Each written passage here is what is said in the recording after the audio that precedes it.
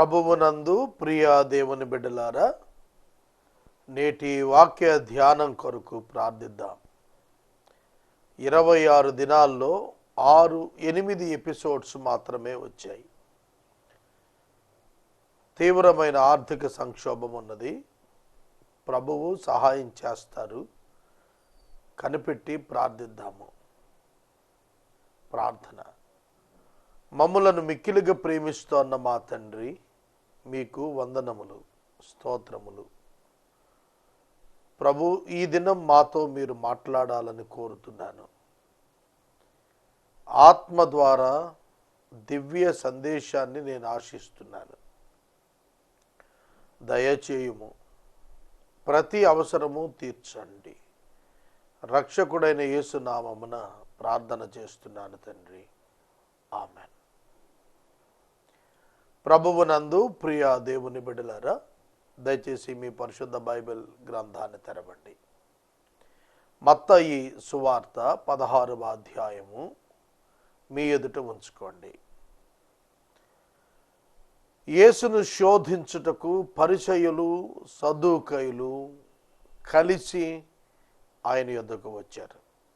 సూచక క్రియ ఆకాశము నుండి చూపించమన్నారు. ఆకాశము నుండి ఒక సూచక క్రియ కావాలి. మీరు అబ్జర్వ్ చేయాలి వాక్యాన్ని. యేసు రొట్టె విరిచి 1000 మందికి పెట్టారు. ఇది రొట్టె భూ సంబంధమైనది. భూమి నుండి వచ్చే విత్తనం నుండి రొట్టె. చేపలు నీటిలో ఉంటాయి. వాటిని విరిచి ఇచ్చారు. 1000 మంది తిన్నారు. ఒక సూచక క్రియ ఆకాశం నుండి కావాలి. ఆకాశం నుండి సూచక క్రియ ఏమిటి అంటే, నీవు పరలోకం నుండి వచ్చావు గనక పరలోకంలో నుండి మాకేదైనా ఒక సూచక క్రియ భూమి మీదగా పంపమన్నాడు. యేసు ప్రభు ఒక విధంగా వారు అడిగిన దానికి తానే సూచక క్రియ అనేది వాళ్ళకు అర్థమయ్యేటట్లుగా చెబుతున్నారు. మహాసూచక క్రియ. యెషయా గ్రంథం 7వ అధ్యాయం 14వ వచనం. యెషయా గ్రంథం 7వ అధ్యాయం 14వ వచనం. కన్యక గర్భవతి అయి కుమారుని కనును, ఇమ్మానుయేలు పేరు పెట్టబడను. ఆ వచన సందర్భం, అహాబు రాజు దేవుని చేత వర్తమానం పొందాడు. ఏమిటా వర్తమానం తెలుసిన? అహాబు, నీవు నన్ను ఒక సూచక క్రియ అడుగు, నేను దానిని నీ ఎదుట కనపరుస్తాను. అహాబు అన్నాడు, ప్రభు, నా దేవుణ్ణి నేను శోధించను అన్నాడు. ప్రభువు తానే ఒక సూచక క్రియ చూపిస్తాడు. అది ఎటువంటిదంటే, ఊర్ధ్వలోకమంత ఎత్తైనను పాతాళ లోకమంత లోతైనను సరే అంతటి సూచక క్రియను కోరుకోమన్నాడు. కానీ అహాబు ఎదురుకు రాలా. అప్పుడు ప్రభువు తానే మీకొక సూచక క్రియ చూపును, ఇదిగో కన్యక గర్భవతి అయి కుమారుని కనను. యేసుక్రీస్తు ప్రభువును మించిన సూచక క్రియ మరొకటి లేదు. వారి కనుల ఎదుట కనిపిస్తున్న యేసుక్రీస్తు ప్రభు వడ్లవాను కుమారుడు కాడా? మరియ కుమారుడు కాడా? యాకోబు, యోదా, యోసేపు అని వారి సోదరుడు కాడా? ఇతని సోదరీమణులు మన మధ్య ఉన్నారు కారా అని అంటున్నారు వాళ్ళు. శాస్త్రులు పరిసయ్యులు యేసుక్రీస్తును రికగ్నైజ్ చేస్తోంది భౌతిక సంబంధమైన రిలేషన్షిప్స్తో ఐడెంటిఫై చేస్తున్నారు. కానీ ఆయన ఎవరు? పౌలు రోమాపత్రికలో రాశాడు, ఆయన మృతులలో నుండి లేచుట ద్వారా దేవుని కుమారుడుగాను యోసేపు ఇంట జన్మించినందున దావీదు కుమారుడుగాను ప్రభావంతో రుజువయ్యింది అని అన్నాడు. కనుక యేసుక్రీస్తు ప్రభు ఆకాశము నుండి దేవుడు పంపించిన ఒక మహోన్నతమైనటువంటి సూచక క్రియ, కన్యక గర్భాన వాక్యము శరీరధారి అయి లోకమున సంచరించెను. లోకమున ఉదయించెను, లోకమున ఎదిగెను, లోకమున సంచరించెను. ఎంతకు మించిందే ఉంది? దానికి ప్రభువు చెప్పిన మాట ఏమిటంటే, సాయంకాలమున మీరు ఆకాశం ఎర్రగా ఉంది కనుక వర్షం కురియదని, ఉదయకాలమున ఆకాశం ఎర్రగా మబ్బుగా ఉంది కనుక నేడు గాలివాన వస్తోందని చెబుతూ ఉన్నారు. మీరు ఆకాశ వైఖరి వివేచింప ఎరుగుదురు గాని ఈ కాలముల సూచనలను వివేచింపలేరు. అద్భుతమైన వాక్యం అండి అది. ఈ కాలముల సూచనలు, కాలములు సూచనలు. 3వ వచనంలో, and in the morning it will be stormy today for the sky is red and threatening. You know how to interpret the appearance of the sky, but you can't interpret the signs of the times. Signs, SIGNS అంటే సూచనలు. Signs of the times, కాలములను సూచనలను మీరు గ్రహింపలేకుండా ఉన్నారు. జాగ్రత్తగా వినండి వాక్యాన్ని. దేవుడు దానియేలుకు 70 వారములు నియమించబడి ఉన్నవి అని చెప్పారు. యేసుక్రీస్తు ప్రభువు యెరూషలేము ప్రవేశం చేసిన నాటికి 69 వారములు పూర్తవుతున్నాయి.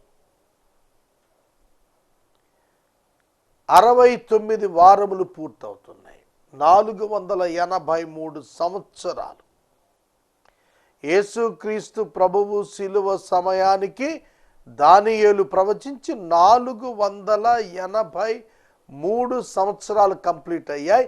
అందుకే అన్నాడు, ఈ దినమందైనను సమాధాన సంబంధమైన విషయములను మీరు గ్రహించిన ఎడల మీకు ఎంత మేలు అన్నాడు యేసు ప్రభు.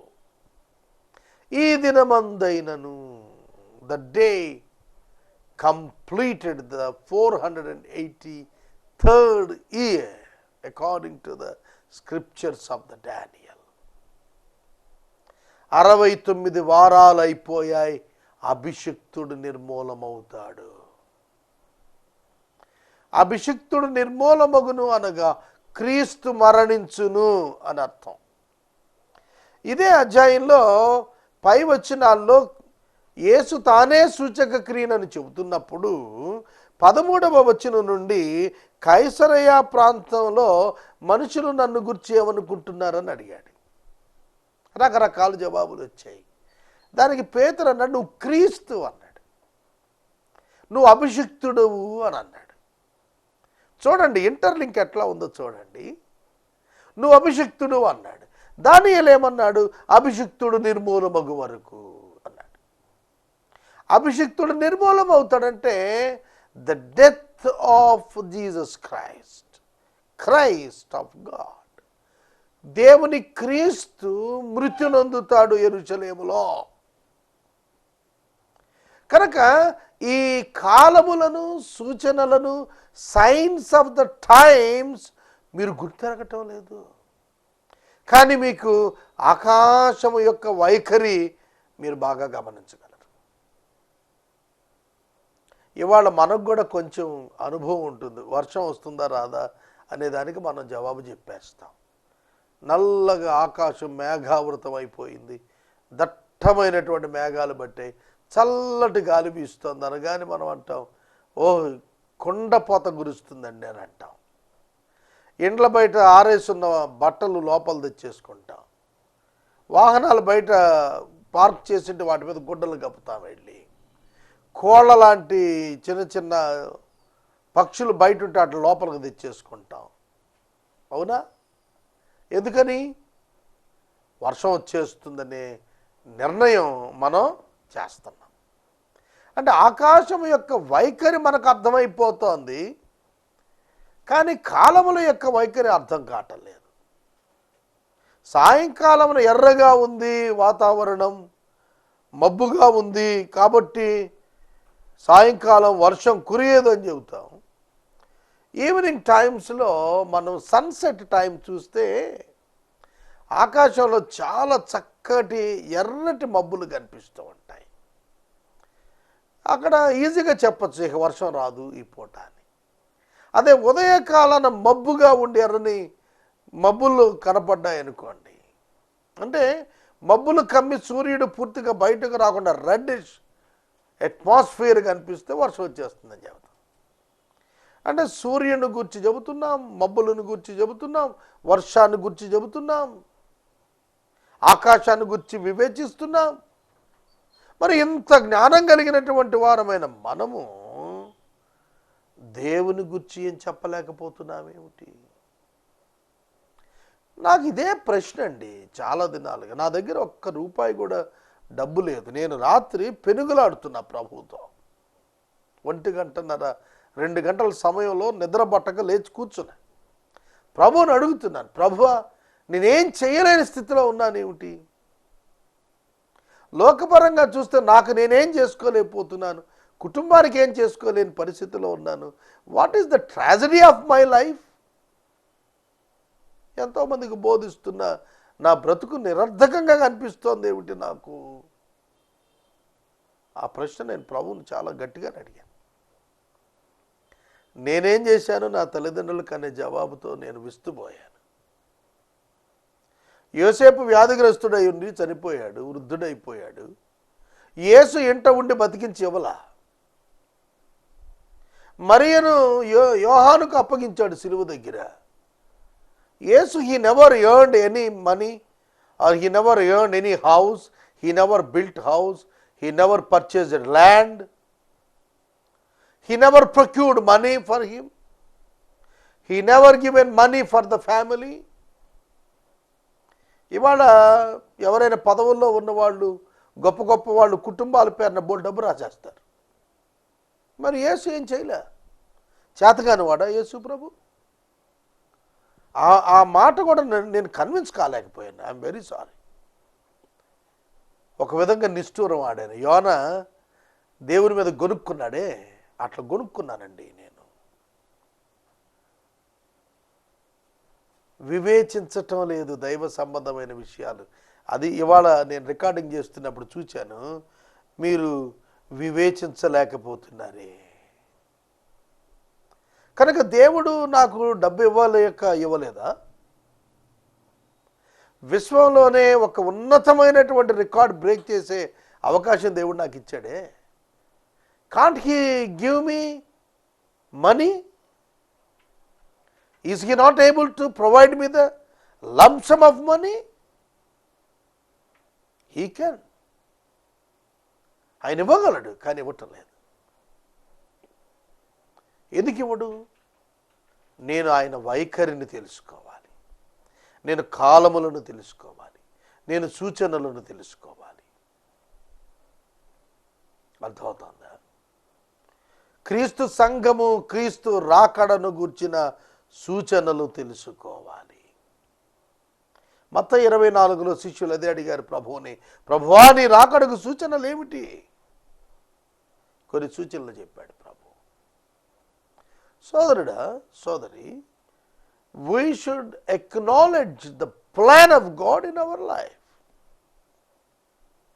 మనకు మనసు బాధగా అనిపిస్తుంది కదా, అయ్యో నేనేం చేసుకోలేకపోతున్నానే, నేనేం సంపాదించుకోలేకపోతున్నాను, నేనేం అనుభవించలేకపోతున్నానే, నేను ఒక స్థిరత్వంలోకి వెళ్ళలేకపోయాను, నేను ప్రయోజకుడైన కొడుకు కాలేకపోయానే, ప్రయోజకుడైన తండ్రి కాలేకపోయానే, ప్రయోజకుడైన భర్త కాలేకపోయానే. కొన్ని సందర్భాల్లో ఇట్లాంటి ఆలోచనలు మనల్ని కృంగదీస్తూనే ఉన్నాయి. But we must acknowledge the will of God and the science of the times. దేవుడు ఎందుకు అట్లా చేస్తున్నాడో, ఆ సమయంలో ఎందుకు అట్లా చేస్తున్నాడో మనకు తర్వాత కానీ అర్థం కాదు. యోసేపునకు ఇప్పుడు అర్థమైంది. ఆఫ్టర్ 45 years 17వ ఏట అన్నలు కొట్టి గోతులో తోసి అమ్మేసి ఫోతేఫరు భార్య నిందలు వేసి చెరసాల్లో పోయి 13 సంవత్సరాలు ఇనుము చేత బాధించబడినప్పుడు నిష్ప్రయోజకమైన బ్రతుకైపోయింది అని అనుకుని ఉండుంటాడు యోసేపు కూడా. కానీ యాకోబు మరణం తర్వాత యోసేపు చెప్పిన స్టేట్మెంట్ ఏంటో తెలుసా? మనలో అనేకులు బ్రతుకున్నట్లుగా దేవుడు ఇదంతా చేశాడు, అనేకులు బ్రతికేటట్లుగా దేవుడిది చేశాడు. I have now understood the concept of God in my life. ఒకవేళ నేను నా తల్లిదండ్రులకు ప్రయోజనకరమైన కొడుకుగా లేనేమో, ఈ దినాన నా బిడ్డలకు నేను ప్రయోజనకరమైన తండ్రిగా లేకపోయినానేమో, కానీ దేవుని యొక్క ప్రణాళికలో ఆయన వైఖరిని వివేచింపగలిగినప్పుడే మనం దేవుని మహిమపరచగలుగుతాము. ఇది పర్సనల్గా నేను నేర్చుకున్న లెసన్ అండి. వాళ్ళ ప్రభు అంటున్నటువంటి మాటలు ఏమిటంటే, మీరు ఆకాశ వైఖరిని వివేచింప నిరుగుదురు కానీ కాలాలను సూచనలను వివేచింపలేకపోతున్నారు. We're not discerning what is happening on this earth. ఇవాళ వింటున్న స్టేట్మెంట్స్ చూస్తుంటే గతంలో ఏదైతే ఎవరు వ్యతిరేకించారో వారు వాటినే చేపట్టి నడుస్తున్నారని విన్నాను నేను. ఇవాళ చెడుకు, ఇవాళ అసహ్యతకు, ఇవాళ దుర్మార్గానికి ఉన్నటువంటి యాక్సెస్ నీతికి, న్యాయానికి, పరిశుద్ధతకు లేకుండా పోయింది. సోదరుడా, సోదరి, ప్రపంచ దేశాల్లో ఎక్కడా శాంతి లేని పరిస్థితులు ఉన్నాయి. ఇవాళ సాక్షి పేపర్లో చదువుతున్నా నేను, హ్యూమన్ లైఫ్కు ఇండియాలో వాల్యూస్ లేనట్టే కనిపిస్తున్నాయి అన్నాడు ఒక పెద్ద ఆయన. జనం చనిపోతున్నారు, no one is taking care. 3 సార్లు మరమ్మతులై 30 సంవత్సరాల క్రితం నిర్మాణమైన విమానం తప్పిపోయింది అని అంటే who is responsible for that? Human soul value ఎట్లా పడిపోతోంది? బానిసల వ్యాపారాన్ని గురించి ఇంకా ఇవాళ వింటున్నాం మనం. ఉమెన్ ట్రాఫికింగ్ గురించి ఇవాళ ఇంకా వింటున్నాము. మైనర్ బాలికల యొక్క రేప్స్ ఇవాళకి మనం వింటున్నాము. చైల్డ్ లేబర్ని గురించి ఇవాళకి మనం వింటున్నాము.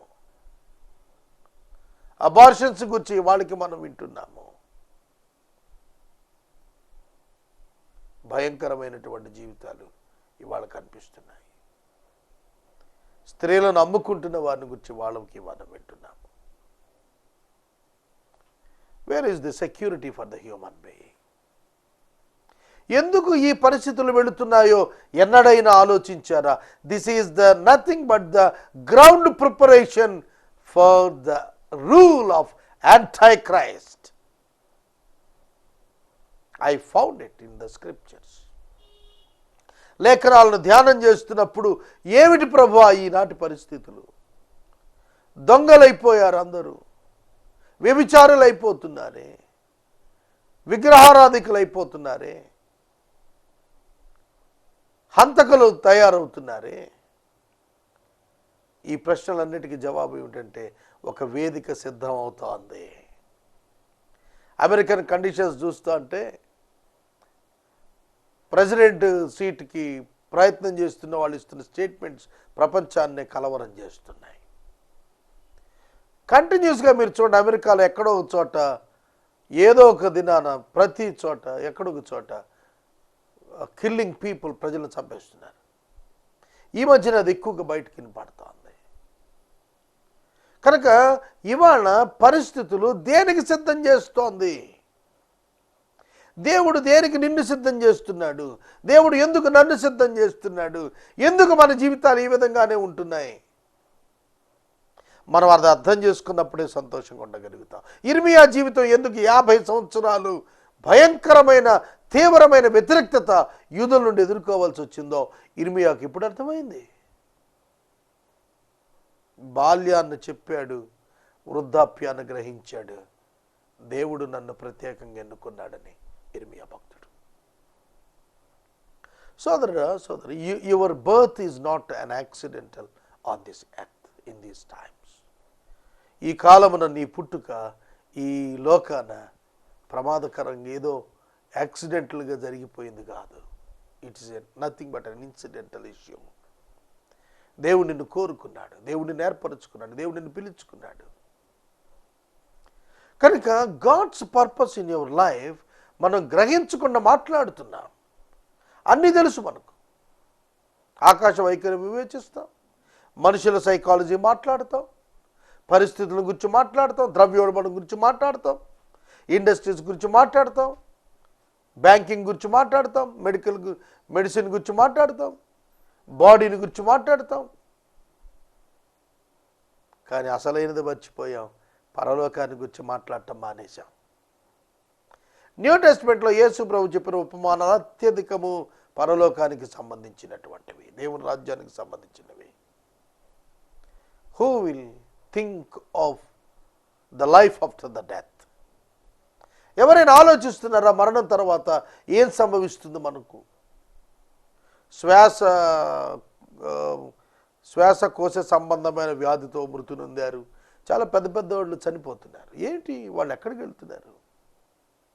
నేను మొన్న ఒక పాస్టర్స్ మేము గ్రూప్గా ఉన్నప్పుడు అడిగాను, 2 ఆత్మలు మాట్లాడుకున్నవి బైబిల్లో ఎక్కడైనా మీరు గమనించారా అనగానే వాళ్ళు చాలా సీరియస్గా థింక్ చేస్తున్నారు. ఆత్మలు మాట్లాడుకున్నాయా, ఎక్కడ మాట్లాడుకున్నాయి, ఎట్లా మాట్లాడుకున్నాయి? సింపుల్గా ఒక సహోదరి పక్కనే నవ్వుతూ చెప్పింది ఆవిడ, ఏమండి ధనవంతుడు అబ్రహాము మాట్లాడుకున్న మాటలు ఉన్నాయి కదా అని. అబ్రహాము సమాధి భూమి మీదే ఉంది, ధనవంతుని సమాధి భూమి మీదే ఉంది. మోషే ఆ రోజున భూమి మీద ఉన్నాడని ప్రభువే చెప్పారు. అబ్రహాం యొక్క మాటల్లో మనకు అర్థమవుతోంది మోషే కాలంలో ఆ సన్నివేశం జరిగిందని. మన 2 ఆత్మలు మాట్లాడుకుంటున్నారు. Life after death is there and who is thinking of that? 60 ఏళ్ళు వచ్చేస్తున్నాయి, రిటైర్మెంట్ దగ్గరికి వచ్చేస్తున్నావు, ఏ క్షణాన్ని భూమి మీద వెళ్ళిపోతావు తెలీదు. ఇంకా అమెరికా ఎప్పుడు పోతాం, ఇంకా ఎప్పుడు డబ్బులు తెస్తాం? What for? ఎందుకు డబ్బు తెచ్చేది? ఇంకా 10,000 కోట్లు సంపాదిద్దాం, ఇంకా 1,00,000 కోట్లు సంపాదిద్దాం. ఎవరికి ఇవ్వటానికి? ప్రభు అంటున్నాడు, వెర్రివాడా ఈ రాత్రి నీ ప్రాణం అడుగుతున్నారు. వెర్రివాడండి. ధనార్జన కొరకు జీవితాన్న పరుగులెత్తిన వాడు వెర్రివాడు. వెర్రివాడు. In the sight of God he can be called as the fool. Fool, వెర్రివాడా అని పిలుస్తాడు. మరి మనమైతే ఏమని పిలుస్తాం? మిలియనేర్, మల్టీ మిలియనేర్, కుబేరుడు. ఆ పదాలు పలుకుతున్నప్పుడే మనం చాలా సంబరపడిపోతామండి. But in the sight of God they all are called as the fools. ఈ లోకంలో ధనమే సమస్తం అనుకున్న వాడి కంటే వెర్రివాడు లేడని ప్రభువు చెప్పిన మాటను ఎవరు వివేచిస్తున్నారు? ఎవరు వివేచిస్తున్నారు? అపోస్తలులు ఈ కాలములను సూచనలను వివేచించిన వారు కనుక they never touch the money in their ministry. వాళ్ళ పరిచర్యలలో డబ్బును ఎన్నడూ వాళ్ళు ముట్టుకోవటానికి వెళ్ళలేదు. డబ్బును ఎన్నడూ వారు మూటగట్టిన పాపాన పోలేదు. ఇవాళ మిషన్స్ ఎట్లా అయిపోయాయి? ఇది పెద్ద డైలమా అండి. As a God's servant, Lord give me the financial breakthrough అని అడుగుతూ ఉంటారు. ఎందుకండి? స్పిరిచువల్ బ్రేక్ త్రూ అడగండి. Don't ask God for financial breakthrough. ఆయన ఏం చేయాలనుకుంటే చేస్తాడు. మోషే 40 సంవత్సరాలు 20 లక్షల కాల్బలానికి మన్నా ఇచ్చాడు, ప్రభు కురిపించాడు. ఎంత లెక్కేసుకోవాలంటే డబ్బులు స్పాన్సర్ చేయాలంటే ₹1 ఖర్చు లేకుండా ప్రభు చేయలేదా? బండ నుండి మినరల్ వాటర్ వచ్చిందండి, ఇవాళకి ప్రవహిస్తూనే ఉంది, అది ఆగలేదు ఆ నీటి బొగ్గ. కనుక ఏమి వివేచిస్తున్నామండి మనం? ఏమి వివేచిస్తున్నాం? అందుకని ఆయన అన్నాడు, వ్యభిచారులైన చెడ్డతనము వారు సూచక క్రియను అడుగుచూ ఉన్నారు. ఎవరట వాళ్ళు? శాస్త్రులు, పరిసయ్యులు, సద్దూకైలు. వీళ్ళని ఏమన్నాడు ప్రభువు? వ్యభిచారులైన చెడ్డతరం వారు. ఇవాళ వ్యభిచారులైన చెడ్డతనం వారే మత నాయకులుగా ఉన్నారు. ఇవాళ పేపర్లోనే చూశాను నేను, విజయనగరంలో ఎక్కడో ఎవరో కుమారుడట లైంగిక వేధింపులు చేస్తున్నాడని చెప్పి ఊరొదిలి పారిపోయాడట. How sad it is. ఎంత దారుణం అండి. మత నాయకులే వ్యభిచారపు జీవితంలో జీవిస్తూ, ఆ మధ్యన చింతలపూడి ఇష్యూ చదివాను. మత నాయకులే వ్యభిచారంలో జీవిస్తూ మళ్ళా దేవుడు సూచక్రియ అడగటం ఏమిటండి అది?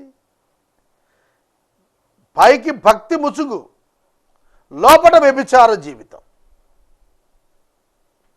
వీళ్ళక ఇవ్వాల్సింది యేసయ్య జవాబు? చెప్పండి. యోనాను గురించిన సూచక క్రియ కానీ మరి ఏ సూచక క్రియ అయినా వారికి అనుగ్రహింపబడదని చెప్పి వారిని విడిచి వెళ్ళిపోయాను. That is the dangerous zone. వారిని విడిచి యేసు అక్కడ నుండి వెళ్ళిపోయాడు. వారు యేసుని విడవల, వారినే యేసు విడిచాడు. మీరు ఒక్క విషయం గుర్తుపెట్టుకోవాలండి, యేసు తన నొద్దకు వచ్చిన వారిని ఎన్నడూ తృణీకరించలేదండి. ఈ యాటిట్యూడ్ ఉన్న పరిసయ్యులు, సద్దూకాయులు, శాస్త్రులు అనే వీరినే ఆయన వెళ్ళగొట్టాడు తప్ప కామన్ మెన్ని హీ నెవర్ రిజెక్టెడ్ అండి. ఎప్పుడు ఆయన తృణీకరించలేదండి. ఈ మోసగాండ్రైన వేషాలు వేసుకున్న మత నాయకుల నుంచే ఆయన దూరంగా వెళ్ళిపోయాడండి. వ్యభిచారుల దగ్గరికి వెళ్ళాడు ఆయన, సమరయ స్త్రీని రక్షించాడు. దయ్యాల పట్టిన వాళ్ళ దగ్గరికి వెళ్ళాడు, అన్యుల దగ్గరికి వెళ్ళాడు, సమరయుల దగ్గరికి వెళ్ళాడు, గెదరానీల దగ్గరికి వెళ్ళాడు. ఆయన పాపులను ప్రేమించి వెళ్ళాడండి. నీతిమంతులమని చెప్పుకుంటున్న వేషధారులు మాత్రం ఆయన దూరంగా పెట్టాడు, వాళ్ళకు దూరంగా వెళ్ళిపోయాడు. సోదరుడా, సోదరి, ఏమి మా నాన్న కూడా అట్లాగే ఇచ్చేవాడు. నాకు చిన్నప్పుడు డబ్బు ఇచ్చినప్పుడు నాన్న నాకు అవసరమైందే ఇచ్చేవాడు తప్ప ఎక్సెస్ మనీ ఇచ్చేవాడు కాదు. రూపాయే ఇచ్చేవాడు, అవసరం 2 రూపాయలు ఇచ్చేవాడు. విజయవాడ అప్పుడు 3 రూపాయలు ఛార్జ్ ఉండేది నాన్ స్టాప్. 10 రూపాయలు ఇచ్చి వెళ్ళి రమ్మనేవాడు. ఎక్కువ ఇవ్వగలడు కానీ ఇవ్వలేదు. దేవుని మనస్సును మనం గుర్తెరుగుదాం. కనుక మనం అద్భుత కార్యాల కొరకు, ఆశ్చర్య కార్యాల కొరకు అరులు చాచే దౌర్భాగ్యం నుంచి బయటపడదాం. క్రైస్తవ జనాంగమా, నేను మనవి చేస్తున్నాను, come out of that mania. ఆ రుగ్మత నుండి బయటికి రండి. అద్భుతాలు కావాలో హో, అద్భుతాలు కావాలో హో అని పరుగులెత్తబాకండి. సాతాను మోసం చేసేస్తాడు, జాగ్రత్త. నేను వాక్యాన్ని ముగిస్తున్నాను. యేసు వారిని విడిచి వెళ్ళిపోయాడు. నిన్ను విడిచి వెళ్ళిపోకుండా జాగ్రత్త పడు. ప్రార్థన చేసుకుందాం. ప్రార్థన చేద్దాం. మమ్మల్ని మిక్కిలిగా ప్రేమిస్తున్న మా తండ్రి, వందనాలు, స్తోత్రాలు. ఆకాశ వైఖరి వివేచిస్తున్నాం కానీ ఇప్పుడు జరుగుతున్న పరిస్థితులు నీ రాకడను ఏ విధంగా జ్ఞాపకం చేస్తున్నాయో మరిచిపోతున్నాం ప్రభు. మేమును సద్దూకైల వలె, పరిచయుల వలె అవుతున్నామా? మీరు మమ్మల్ని విడిచి వెళ్ళిపోయే దౌర్భాగ్యంలోకి వెళ్ళిపోతున్నామా? క్రైస్తవ జనాంగము పరీక్షించుకునే సమయం వచ్చింది. సహాయం చేయండి. లోకం వైపు, డబ్బు వైపు పరుగులెత్తుతున్న పాదాలను ఆపండి నాయన, ఆపండి. నీ కొరకు జీవించేటువంటి త్యాగపూరితమైన జీవితాలను అనుగ్రహించండి. ఎపిసోడ్ సహకారులు లేరు నాయన, మీ శక్తితో ఈ కార్యం జరగాలని యేసునామమున అడుగుచున్నాను తండ్రి, ఆమేన్. తండ్రి అయిన దేవుని ప్రేమ, కుమారుడైన యేసయ్య కృప, పరిశుద్ధాత్మని యొక్క అన్యోన్య సహవాసం సదాకాలం మనందరికీ తోడై ఉండును గాక. ఆమేన్.